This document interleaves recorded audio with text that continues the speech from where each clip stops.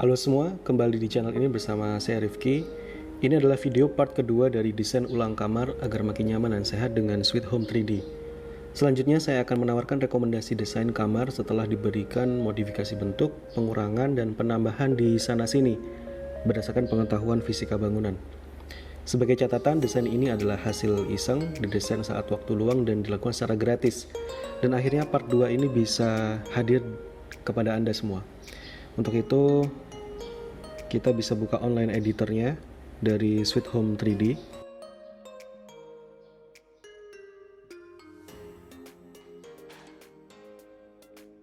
Jadi ini adalah hasil akhir modifikasi yang sudah saya lakukan.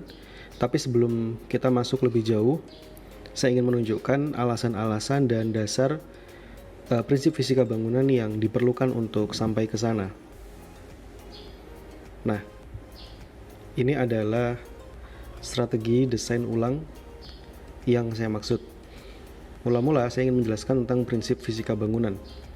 Kita tahu bahwa matahari memancarkan gelombang elektromagnetik. Berikut adalah rentang frekuensi yang dipancarkan oleh matahari dan sampai ke bumi. Di sini ada ultraviolet, cahaya tampak, kemudian inframerah, microwave, hingga gelombang radio. Nah, yang berkontribusi panas pada bangunan itu bisa ultraviolet dan inframerah. Inframerah itu cirinya adalah memiliki panjang gelombang yang panjang, tetapi tentunya energinya rendah. Karena panjang gelombangnya panjang, berarti frekuensinya kan rendah. Ini memiliki energi yang rendah. Kemudian energi tinggi diwakili oleh ultraviolet. Sehingga jika Anda sedang berada di luar ruangan, lalu terpapar matahari, tapi matahari mulai agak siang gitu ya, jam 11 siang gitu, panas yang sampai di kulit kita itu ada dari ultraviolet, cahaya tampak, dan inframerah. Cahaya tampak membuat kita bisa melihat warna kulit kita, membuat kita bisa melihat lingkungan. Kemudian inframerah itu membuat kita kepanasan, tetapi tidak merusak karena energinya cukup rendah. Energinya rendah, tapi panas inframerah itu.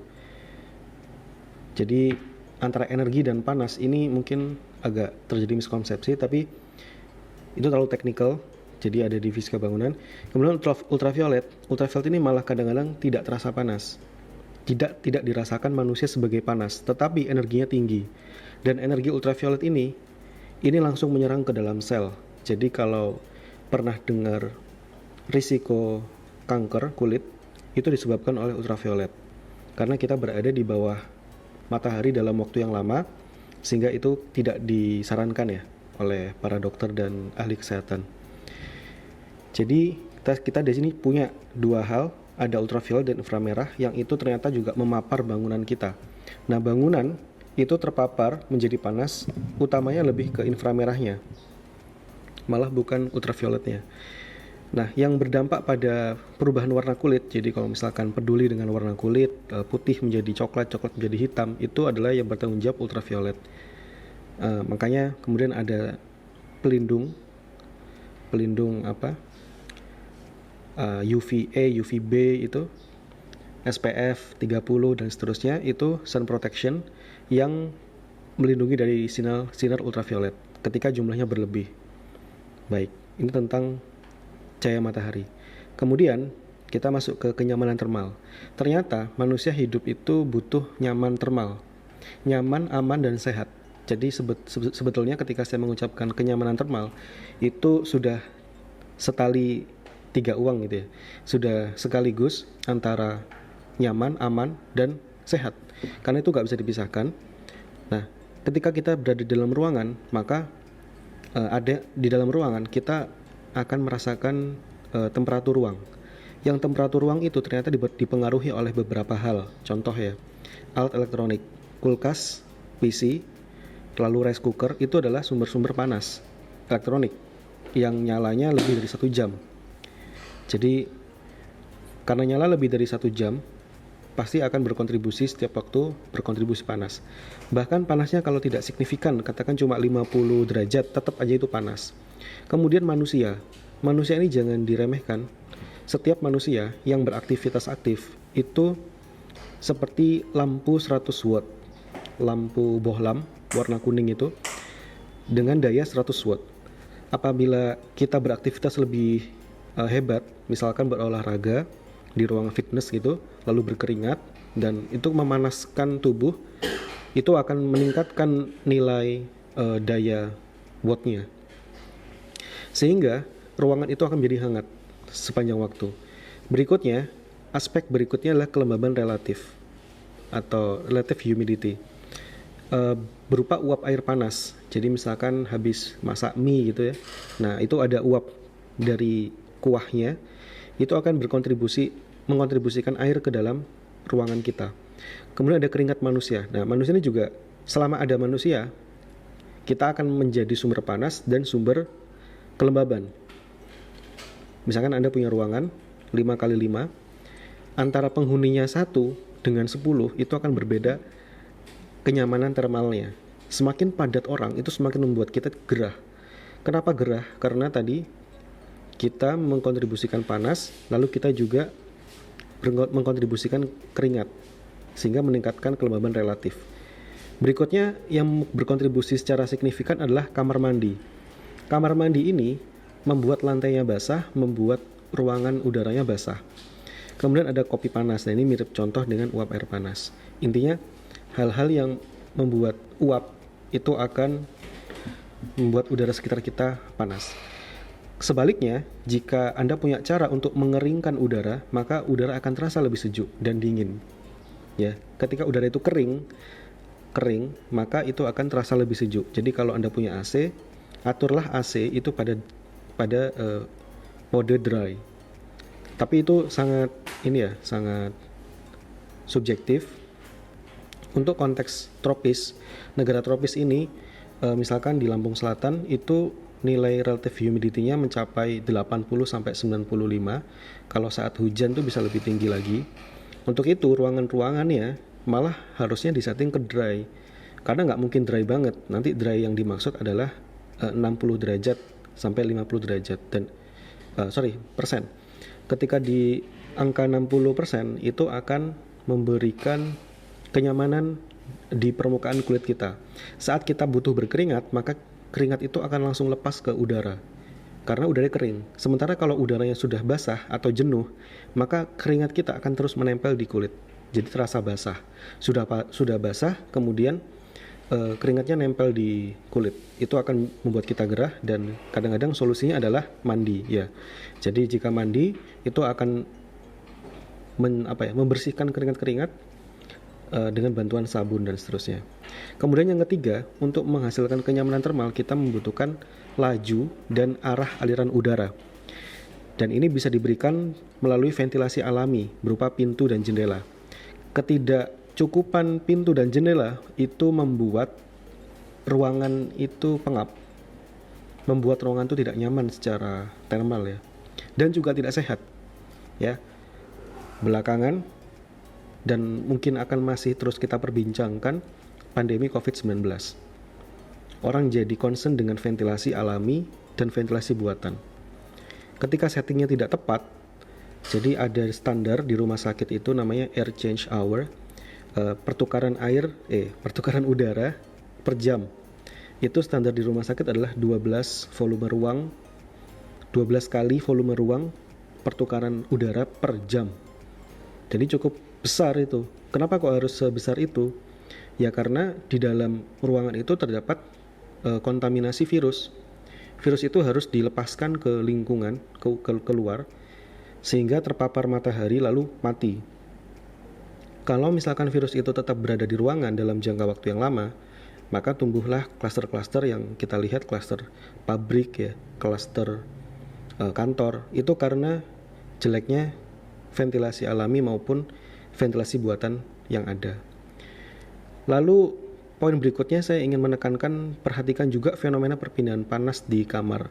Setting kamar itu akan sangat berbeda-beda, kasuistik. Lalu perhatikan juga apa itu konduksi, konveksi, dan radiasi. Kalau konduksi itu perpindahan panas pada materinya, tetapi materinya tidak bergerak. Kalau konveksi itu diikuti dengan perpindahan atau perubahan posisi materinya. Jadi ini biasanya kalau konveksi ini fluida, air atau udara. Radiasi, nah ini adalah sumber panas yang paling besar sebetulnya ketika Anda berada di dalam ruangan, yaitu dari matahari. Sudah siang-siang di kamar, kepanasan. Kepanasan itu karena diri kita yang panas, manusia memancarkan panas, kemudian ada alat komputer, laptop, kita sambil kerja, ditambah panasnya matahari. Nah, ini harus dibeda-bedakan nih. Kita harus tahu bagaimana cara menanggulangi fenomena perpindahan panas agar bisa dikurangin sumber panasnya. Nah, kemudian poin berikutnya saya ingin menekankan juga panas itu bergerak atau berpindah dari temperatur tinggi ke rendah. Ini hukum ya. Jadi bergerak dari panas ke yang sejuk. Itu pasti seperti itu.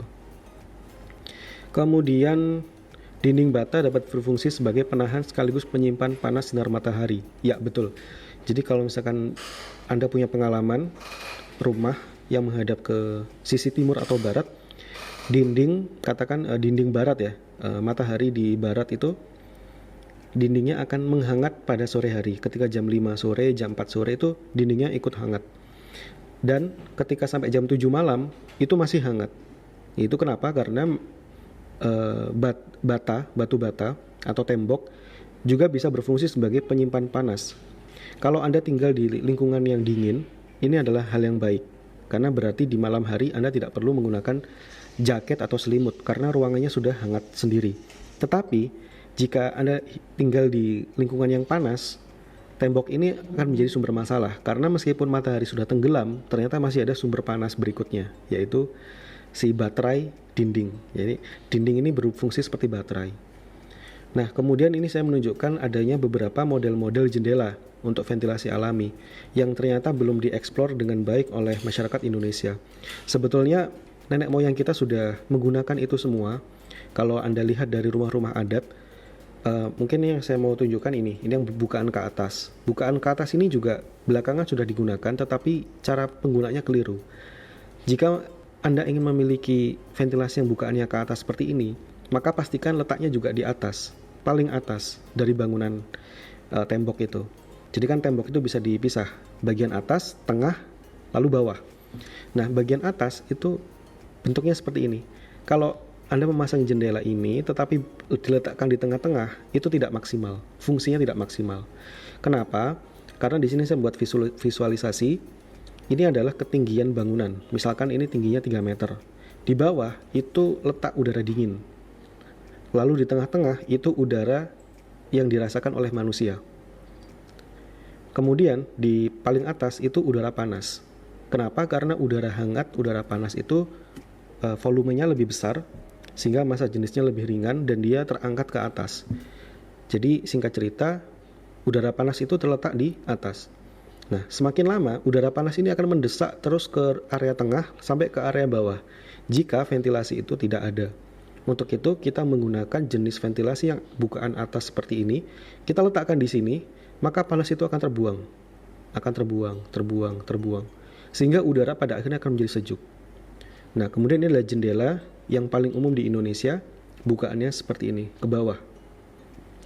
Kalau bukanya ke bawah seperti ini, biasanya tujuannya adalah untuk menghindari air hujan, tapi juga masih ingin mendapatkan jumlah angin yang lumayan. Meskipun efektivitas angin yang masuk ini sudah sangat kecil. Jadi kalau misalkan potensi angin tanpa kaca itu 100%, maka ini sudah turun di bawah 50%. Angin yang datang tidak optimal. Kemudian yang berikutnya ada model jendela geser. Kalau jendela geser, ini malah bisa 100% ya. Udara bisa masuk semuanya. Tinggal ini di setting bagaimana kacanya ini digeser ke dindingnya sehingga seluruh kacanya bisa terbuka lebar ya. Ini seperti mungkin model rumah di Jepang. Kalau lihat di film-film itu, ini jendelanya bisa digeser. Kemudian ada juga yang bukaan ke samping seperti ini. Ini juga membantu 100% udara masuk. Ini bagus juga. Tapi syaratnya bangunannya harus punya tritisan. Ya, kalau enggak nanti air hujannya masuk. Itu. Jadi catatan ya, ketika mendesain jendela juga perhatikan juga membuat tritisan atau extended extended langit-langit atau genteng gitu untuk memberikan tutupan yang pas, yang cukup agar airnya tidak masuk ke dalam ruangan. Atau juga bisa menggunakan model pivot atau yang berputar seperti ini. Ini malah nanti bisa mengarahkan udara juga, malah ini juga hampir 100%. Nah, jenis-jenis jendela yang kayak gini malah tidak digunakan ya. Padahal di Indonesia butuh, karena kita negara tropis. Bahkan yang ada di Indonesia jendela yang tidak bisa digeser, tidak bisa dibuka, jendela mati ya. Jadi hanya untuk memasukkan cahaya, tapi tidak memasukkan udara. Baik, kemudian kadang-kadang kita menemukan masalah tentang instalasi kaca ya. Kaca itu memang bagus sebagai penerus cahaya, namun sangat buruk sebagai penahan panas dan bunyi. Double glazing bisa jadi solusi. Jadi double glazing itu instalasinya dua kaca yang dilapis bebarengan. Itu akan meningkatkan daya isolasinya terhadap panas maupun bunyi. Seperti kita tahu, tembok juga bisa meneruskan bunyi. Jadi ada bocor suara ke ruangan lain, keluar bangunan, itu karena adanya kaca. Jadi semakin banyak kaca, maka bisa bocor panas dan bunyi. Kemudian dibutuhkan juga nih bisa pengembangan material baru. Misalnya mampu meneruskan cahaya namun menolak panas dan bunyi. Nah, ini pengembangannya harus di ilmu material. Kemudian udara hangat bergerak dari bawah ke atas. Ya betul. Di permukaan lantai adalah sumber udara dingin dan langit-langit adalah tempat udara hangat terperangkap. Nah, ini jadi visualisasinya kita benar-benar harus meletakkan ventilasi itu secara tepat dan fungsional ya. Selain untuk keindahan tapi juga harus fungsi. Nah, kemudian inilah daftar revisi desain kamar menggunakan Sweet Home 3D. Ini visualisasi dari bawah ke atas. Pentingnya untuk membuat cross ventilasi dari yang dari bawah ke atas, yang dari bawah ke atas. Ini juga di seberang bangunan ya, maksudnya ini dinding satu, ini dinding yang lain yang di seberangnya, di hadapannya. Yang pertama, posisi pintu utama berpindah ke samping. Oke, ini kita tunjukkan aja nanti di gambar. Nah, ini mungkin catatan saya. Bagi teknik fisikawan, desain ini bisa diuji lebih lanjut dengan minat sebagai berikut. Misalkan perbandingan desain before and after. Misalkan mau dianalisis transmission loss untuk privasi akustiknya. Misalkan menambahkan jendela kan berarti potensi bocor privasi tuh. Nah, itu harus bisa juga dipelajari lebih lanjut. Kemudian analisis daylight sepanjang setahun. Jadi misalkan pakai Dialux. Analisis konsumsi energi, iya juga, karena antara misalnya kalau kita berhasil membuat ventilasi alami, berarti kita tidak perlu menggunakan kipas, tidak perlu memasang AC dan seterusnya. Kemudian analisis perpindahan panas, ya misalkan ada bagian-bagian yang bisa dioptimasi lagi, transfer panasnya itu biar tidak terjadi. Kemungkinan penggunaan material maju, ya jadi membahas tentang material-materialnya. Analisis mekanika fluida, ya berarti optimasi peletakan jendelanya misalkan. Kemudian analisis beban pendinginan satu gedung. Jadi analisisnya bisa sampai dibuat kumulatif gitu ya. Kalau yang saya buat kan hanya satu ruangan. Gimana kalau ruangan tadi diterapkan untuk semua ruangan di satu gedung? Apa dampaknya? Pasti lebih besar ya. Baik, kita kembali ke Sweet Home 3D. Ini adalah perubahan-perubahannya. Kita lihat di sini saya menambahkan lorong dinding lorong di sini. Ini udah hampir realistis ya dengan kondisi sebenarnya sebetulnya. Memang desain bangunannya seperti ini. Jadi yang pertama itu saya menambahkan adanya tritisan pada dinding sisi utara. Ini saya memberikan tritisan. Tujuannya untuk mengurangi radiasi matahari saat siang hari.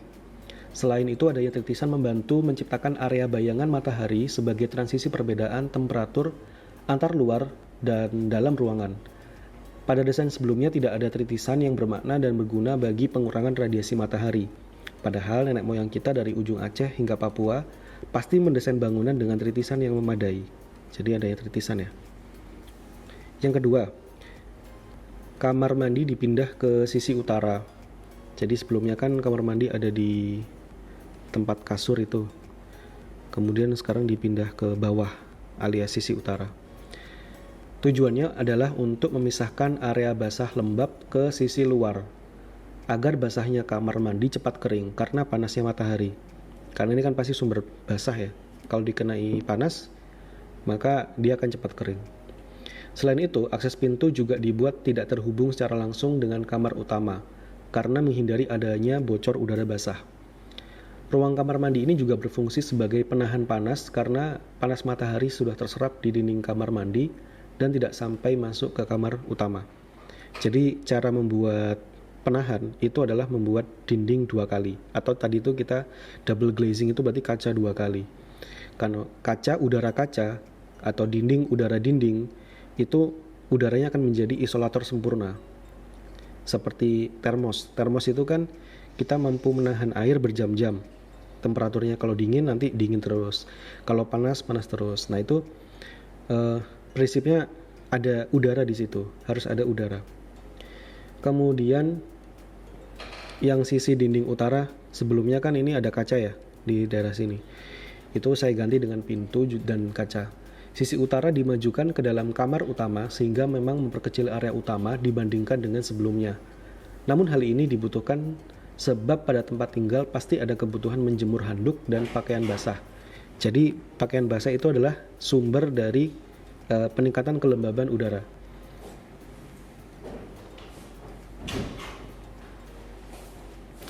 Area kosong tersebut dapat dimanfaatkan untuk keperluan tersebut, menjemur tadi ya. Selain itu, area ini juga berguna sebagai area transisi temperatur antar luar dan dalam ruangan. Jadi ada tritisan, kemudian area jemuran, kemudian masuk ke area utama, itu temperaturnya ada gradiennya, pada perubahannya. Tidak langsung antara panas menjadi dingin tuh secara hukum fisika tidak bisa langsung. Perbedaan temperatur dan tekanan udara akan menciptakan aliran udara secara alami. Jadi kalau misalkan pintu ini dibuka atau jendelanya dibuka sedikit, itu sudah terasa ada aliran udara. Sehingga area kamar utama akan teraliri udara dan pada akhirnya penghuni merasa nyaman karena ada angin dan pertukaran udara. Harapannya seperti itu. Lalu berikutnya yang kelima, penambahan ventilasi atas dan bawah yang memanjang di dinding selatan dan timur. Jadi di sini ya, ini sebetulnya ada ventilasinya.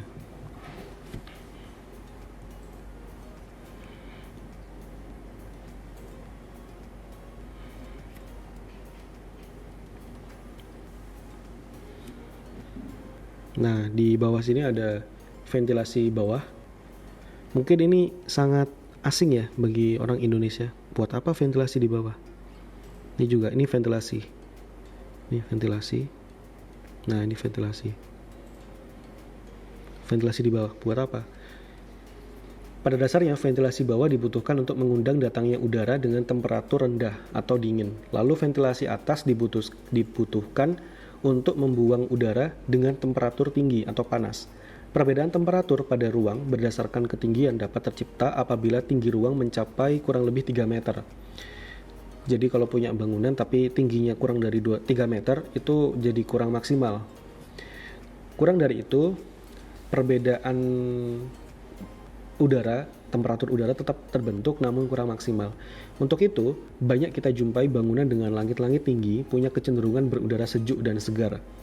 Dibandingkan dengan desain sebelumnya, ventilasi hanya tersedia dari satu arah dan hal ini percuma karena udara tidak bisa masuk juga tidak efektif keluar. Jadi pastikan kalau membuat ventilasi itu cross, menyilang. Harus dari 2 sisi. Kalau hanya dari satu sisi itu tidak berhasil ya. Udara juga nggak bisa masuk. Hasilnya, sebelumnya kamar itu memiliki udara yang tidak segar dan panas. Ventilasi bawah harus bisa dibuka dan ditutup secara manual atau bahkan otomatis, misalkan menggunakan otomasi ya. Ventilasi bawah juga bisa diberikan jaring-jaring pengaman agar hewan tidak mudah masuk. Jadi ada serangga itu bisa kita cegah.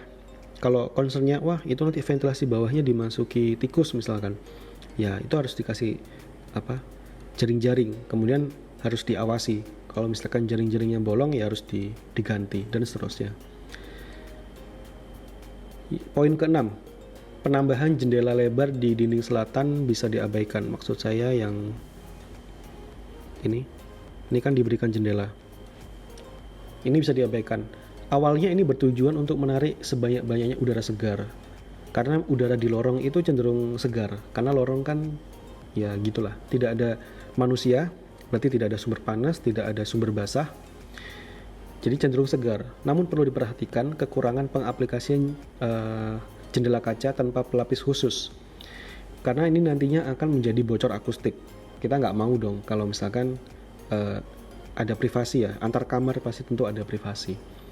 Bocor akustik pada tempat tinggal bisa jadi perhatian utama karena privasi sangat dibutuhkan di area tempat tinggal seperti ini. Lalu yang ketujuh, terakhir, kita masih adakan wastafel. Kenapa? Wastafel dalam desain ini tetap ada, namun posisinya digeser sedikit, tetap di sebelah pintu. Poinnya adalah dekat pintu, ini bisa jadi perlindungan awal untuk menjaga kebersihan. Jadi kita harus membiasakan diri bercuci tangan selepas beraktivitas dari luar ruangan. Meski sebetulnya di bangunan ini pada lantai 1 utama itu sudah tersedia wastafel yang model tanpa sentuh tangan gitu. Jadi cukup diinjak itu udah otomatis bisa mengeluarkan air. Jadi meski di kamar tidak ada wastafel tetap bisa mencuci tangan di lantai 1. Kira-kira itu penjabaran modifikasi desain ulang kamar versi saya agar semakin nyaman, aman, dan sehat menggunakan sweethome3d.com. Ini free, bisa kalian coba. Ya, silahkan dicoba. Kalau ada pertanyaan, tulis saja di bawah. Sampai sini aja. Sampai jumpa di video berikutnya.